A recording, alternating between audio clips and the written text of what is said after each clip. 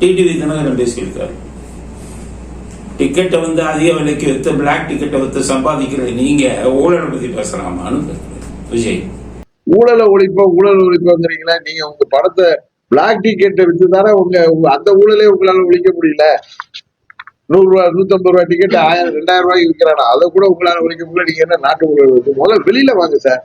இதுக்கு விஜய் சார் இருந்து யாருக்கும் பதிலும் சொல்ல தெரியாது, பதிலும் சொல்ல மாட்டாங்க. புசியானத்தையோ ஒரு பேர் சொல்லுங்களேன், பதில் சொல்லுங்க. டிடிவி தினகரன் உங்களை பார்த்து கேட்கக்கூடாது.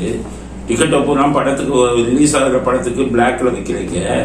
நீங்க வந்து அங்கேயே ஊழல் வந்து உங்களால் ஒழிக்க முடியல, நீங்க அதுல வந்து ஒளி சொல்வீங்களான்னு கேட்கிறேன்.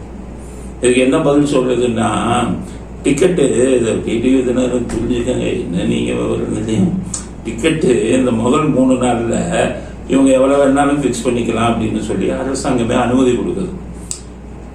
நியாயமா பாத்தீங்கன்னா 25% அப்படின்னு கொடுப்பாங்க. 1000 ரூபாய்க்கு கொடுப்பாங்க. அரசாங்கம் அதை கண்டுக்காம விட்டுருவாங்க. ஒரு 3 நாளைக்கு பண்ணிக்கலாம் படத்தோட பட்ஜெட்டுக்கு தகுந்தபடி. ஆந்திராலையும் அப்படிதான், அரசாங்கமே சிக்னல் கொடுத்துருவாங்க. ஒரு 2-3 நாளைக்கு பெரிய பட்ஜெட் படம்னா தான் அப்படித்தான் அதுல நிக்கிற ஒழிய இவங்க போய் பிளாக்ல எல்லாம் விற்கிறது இல்லை.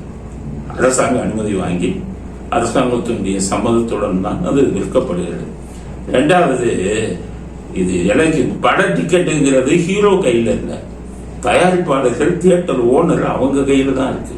ஹீரோ நடிச்சதோடு சரி, அது எந்த அளவுக்கு டிக்கெட்டை விற்கிறாங்க, எப்படி இது பண்றாங்கிறத அவங்க ஒன்றும் பண்ண முடியாது. எம்ஜிஆர் காலத்தில் என்ன நடந்தது, உலகம் சுற்றுவாளிவன் வந்தது. எம்ஜிஆர் கரெக்ட் விலைக்கு தான் வைக்கணும்னாரு, ஒரு ஆளுக்கு ஒரு டிக்கெட் கொடுக்கணும்னாரு. அன்னைக்கு இந்த மாதிரி சட்டம் இல்லை, அரசாங்கமே அனுமதி கொடுக்கல. ஆனா இன்னைக்கு அரசாங்கமே அனுமதி கொடுக்குது. அதனால டிடிவி தினகரன் அவர்களுக்கு சொல்றேன், அதை வந்து ஊழல் அப்படின்னு நம்ம ஏற்றுக்க முடியாது.